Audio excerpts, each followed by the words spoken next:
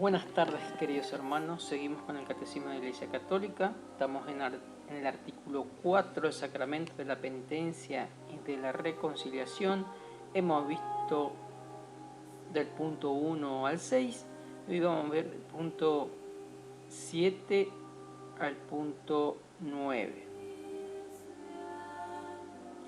Antes de comenzar nos ponemos en presencia de nuestro Dios. En el nombre del Padre, y del Hijo, y del Espíritu Santo. Amén. Señor mío y Dios mío, quítame todo lo que me aleja de ti. Señor mío y Dios mío, dame todo lo que me acerca a ti. Señor mío y Dios mío, despójame de mí mismo para darme todo entero a ti. Amén. Ave María Purísima, sin pecado concebida. En nombre del Padre, y del Hijo, y del Espíritu Santo. Amén. Punto 7. Los actos del penitente. Vamos a leer del numeral 1450 al 1470. Nos dice el Catecismo: la penitencia mueve al pecador a soportarlo todo con el ánimo bien dispuesto. En su corazón, contrición; en la boca, confesión; en la obra, toda humildad y fructífera satisfacción. La contrición. Numeral 1451. Entre los actos del penitente, la contrición aparece en primer lugar. Es un dolor del alma y una detestación del pecado cometido con la resolución de no volver a pecar. 1452. Cuando brota del amor de Dios, amado sobre todas las cosas, la contrición se llama contrición perfecta, es decir, la contrición de caridad. Semejante contrición perdona las faltas veniales, obtiene también el perdón de los pecados mortales, si comprende la firme resolución de recurrir tan pronto sea posible a la confesión sacramental. Entonces, mi contrición es perfecta es cuando yo tengo esa caridad de haber herido a Dios y por amor a Dios pido perdón. Eso es una contrición de caridad, podemos llamarlo una contrición perfecta. Y perdona tanto las faltas veniales como las mortales, pero siempre que yo haga una resolución de recurrir a la confesión sacramental. 1453. La contrición llamada imperfecta o atrición es también un don de Dios, un impulso del Espíritu Santo. Nace de la consideración de la fealdad del pecado o del temor de la condenación eterna y de las más penas con que es amenazado el pecador. Tal conmoción de la conciencia puede ser el comienzo de una evolución interior que culmina, bajo la acción de la gracia, en la absolución sacramental. Sin embargo, por sí misma la contrición imperfecta no alcanza el perdón de los pecados graves, pero dispone a obtenerlo en el sacramento de la penitencia. Yo puedo hacer una contrición imperfecta en el caso que yo me arrepienta del pecado, pero no por amor a Dios o porque ofendí a Dios, sino porque yo tengo miedo de condenarme. Entonces hago esa contrición pidiendo perdón, pero en realidad lo hago más por mí que por Dios. Esto, digamos, alcanza los pecados veniales, pero no así los mortales, a excepto de que lo haga en el sacramento de la penitencia. 1454. Conviene preparar la recepción de este sacramento mediante un examen de conciencia hecho a la luz de la palabra de Dios. Para esto, los textos más aptos a este respecto se encuentran en el Decálogo y en la catequesis moral de los Evangelios y de las cartas de los apóstoles, el Sermón de la Montaña y las enseñanzas apostólicas. La confesión de los pecados, numeral 1455. La confesión de los pecados, acusación, incluso desde un punto de vista simplemente humano, nos libera y facilita nuestra reconciliación con los demás. Por la confesión, el hombre se enfrenta a los pecados de que se siente culpable, asume su responsabilidad y por ello se abre de nuevo a Dios y a la comunión de la Iglesia con el fin de hacer posible un nuevo futuro. 1456. La confesión de los pecados hecha al sacerdote constituye una parte esencial del sacramento de la penitencia.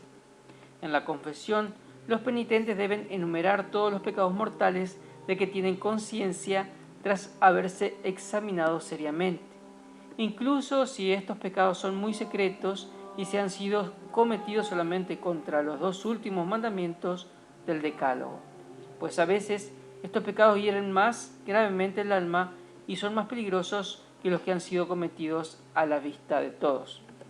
Está hablando de los pecados ocultos, que yo igualmente tengo que confesarlo.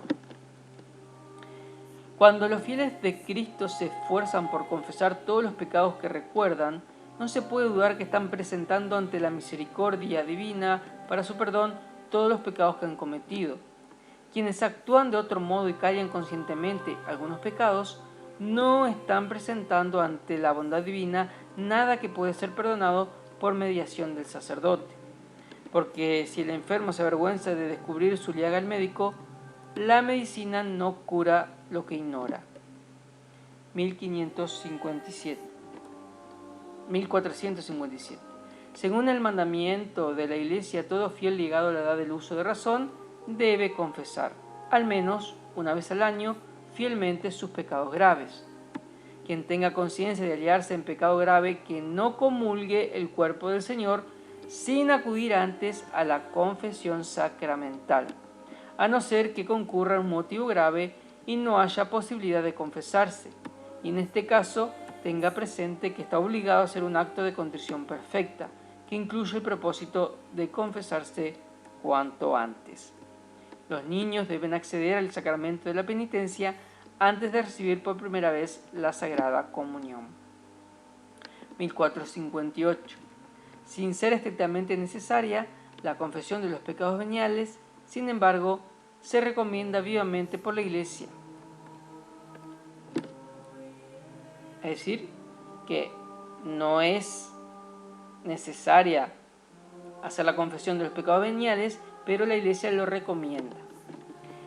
En efecto, la confesión habitual de los pecados veniales ayuda a formar la conciencia, a luchar contra las malas inclinaciones, a dejarse curar por Cristo, a progresar en la vida del Espíritu. Cuando se recibe con frecuencia mediante este sacramento el don de la misericordia del Padre, el creyente se ve impulsado a ser él también misericordioso. Quien confiesa y se acusa de sus pecados hace las paces con Dios. Dios reprueba tus pecados.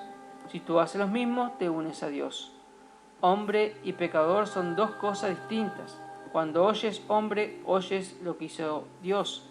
Cuando oyes pecador, oyes lo que el mismo hombre hizo. Deshaz lo que hiciste para que Dios salve lo que hizo. Es preciso que aborrezcas tu obra y que ames en ti la obra de Dios cuando empieza a detectar lo que hiciste. Entonces empiezan tus... Ahí creo que hay un punto, por eso está con mayúscula. De vuelta. Es preciso que aborrezcas tu obra y que ames en ti la obra de Dios. Cuando empiezas a detestar lo que hiciste, entonces empiezan tus buenas obras buenas, porque repruebas las tuyas malas. Practicas la verdad y vienes a la luz.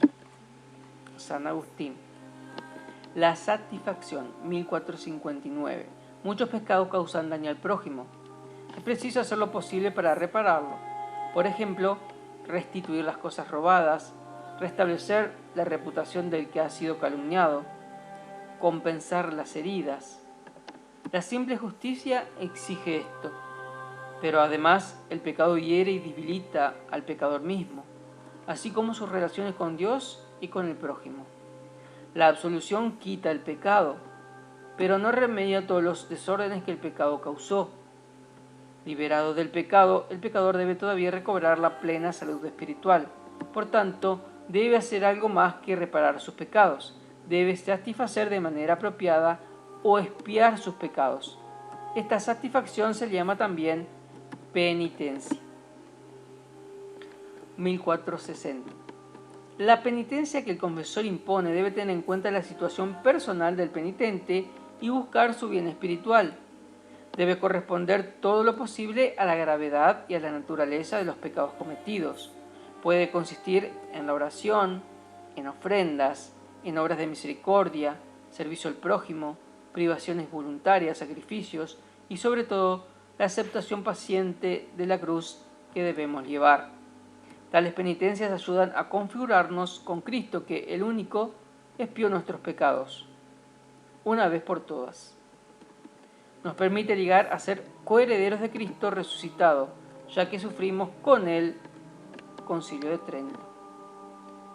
Y también lo dice en Romanos 8, versículo 17. Pero nuestra satisfacción, la que realizamos por nuestros pecados, solo es posible por medio de Jesucristo.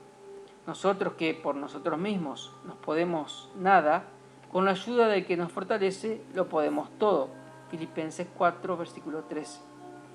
Así el hombre no tiene nada de que pueda gloriarse, sino que toda nuestra gloria está en Cristo, en quien nosotros satisfacemos dando frutos dignos de penitencia. Lucas 3, versículo 8. En quien nosotros satisfacemos dando frutos dignos de penitencia, que reciben su fuerza de Él, por Él, son ofrecidos al Padre y gracias a Él son aceptados por el Padre. Punto 8. El ministro de este sacramento. 1461. Puesto que Cristo confió a sus apóstoles el ministerio de la reconciliación, como lo vemos en Juan 20, 23, en donde Jesús dijo, les sopló sobre los apóstoles y les dijo, reciban el Espíritu Santo, quien ustedes perdonen los pecados, les quedará perdonado, quien se lo retengan les quedarán retenidos. Los obispos, sus sucesores, y los presbíteros, colaboradores de los obispos, continúan ejerciendo este ministerio. En efecto, los obispos y los presbíteros, en virtud del sacramento del orden, tienen el poder de perdonar los pecados en nombre del Padre y del Hijo y del Espíritu Santo. 1462. El perdón de los pecados reconcilia con Dios y también con la Iglesia. El obispo, cabeza visible de la Iglesia particular, es considerado, por tanto, con justo título desde los tiempos antiguos, como el que tiene principalmente el poder y el ministerio de la reconciliación. Es el moderador de la disciplina penitencial. Los presbíteros, sus colaboradores, lo ejercen en la medida en que han recibido la tarea de administrarlo, sea de su obispo o de un superior religioso, sea del Papa, a través del derecho de la Iglesia. 1463. Ciertos pecados particularmente graves están sancionados con la excomunión, la pena eclesiástica más severa que impide la recepción de los sacramentos y el ejercicio de ciertos actos eclesiásticos, y cuya absolución, por consiguiente, solo puede ser concedida, según el derecho de la Iglesia, por el Papa, por el obispo del lugar o por los sacerdotes autorizados por ellos. En caso de peligro de muerte, todo sacerdote, aun el que carece de la facultad de oír confesiones, puede absolver de cualquier pecado y de toda excomunión. 1464. Los sacerdotes deben alentar a los fieles a acceder al sacramento de la penitencia y deben mostrarse disponibles a celebrar este sacramento cada vez que los cristianos lo pidan de manera razonable. 1465. Cuando celebra el sacramento de la penitencia, el sacerdote ejerce el ministerio del buen pastor que busca la oveja perdida, el del buen samaritano que cura las heridas, del padre que espera al hijo pródigo y lo acoge a su vuelta, del justo juez que no hace acepción de personas y cuyo juicio es a la vez justo y misericordioso. En una palabra, el sacerdote es el signo y el instrumento del amor misericordioso de Dios con el pecador. De vuelta, en una palabra, el sacerdote es el signo y el instrumento del amor misericordioso de Dios con el pecador. 1466. El confesor no es dueño, sino el servidor del perdón de Dios. El ministro de este sacramento debe unirse a la intención y a la caridad de Cristo. Debe tener un conocimiento probado del comportamiento cristiano, experiencia de las cosas humanas, respeto y delicadeza con lo que ha caído. Debe amar la verdad, ser fiel al magisterio de la Iglesia y conducir al penitente con paciencia hacia su curación y su plena madurez. Debe orar y hacer penitencia por él, confiándolo a la misericordia del Señor. 1467, dada la delicadeza y la grandeza de este ministerio, el respeto debido a las personas, la Iglesia declara que todo sacerdote que oye confesiones está obligado a guardar un secreto absoluto sobre los pecados que su penitente le han confesado, bajo penas muy severas. Tampoco puede hacer uso de los conocimientos que la confesión le da sobre la vida de los penitentes. Este secreto, que no admite excepción, se llama sigilo sacramental, porque lo que el penitente ha manifestado al sacerdote queda sellado por el sacramento. Último punto que vamos a ver hoy, punto 9, los efectos de este sacramento. 1468. Toda la fuerza de la penitencia consiste en que nos restituye a la gracia de Dios y nos une con Él con profunda amistad. El fin y el efecto de este sacramento son, pues, la reconciliación con Dios. En los que reciben el sacramento de la penitencia con un corazón contrito y con una disposición religiosa, tiene como resultado la paz y la tranquilidad de la conciencia, a las que acompaña un profundo consuelo espiritual. En efecto, el sacramento de la reconciliación con Dios produce una verdadera resurrección espiritual, una restitución de la dignidad y de los bienes de la vida de los hijos de Dios, el más precioso de los cuales es la amistad de Dios. Lucas 15, versículo 32. 1469.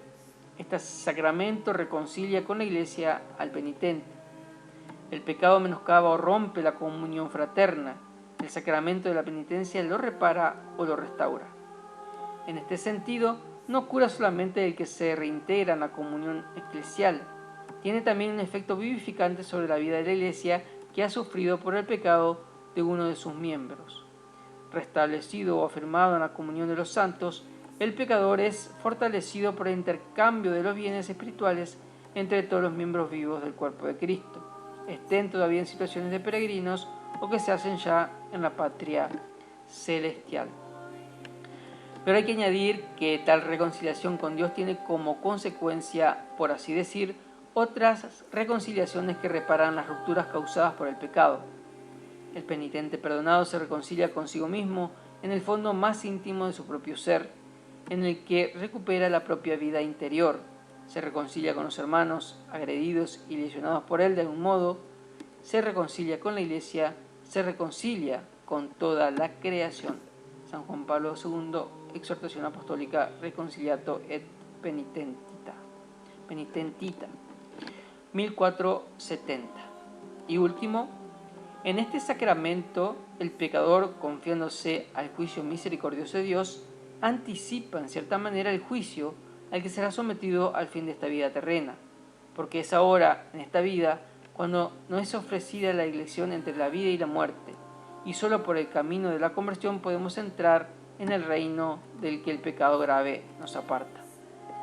Convirtiéndose a Cristo por la penitencia y la fe, el pecador pasa de la muerte a la vida y no incurre en juicio. Como lo vemos en Juan capítulo 5, versículo 24. Bien, hermanos, esto es todo por hoy. Si Dios quiere, mañana seguimos con los puntos 10 y 11 que nos quedaron.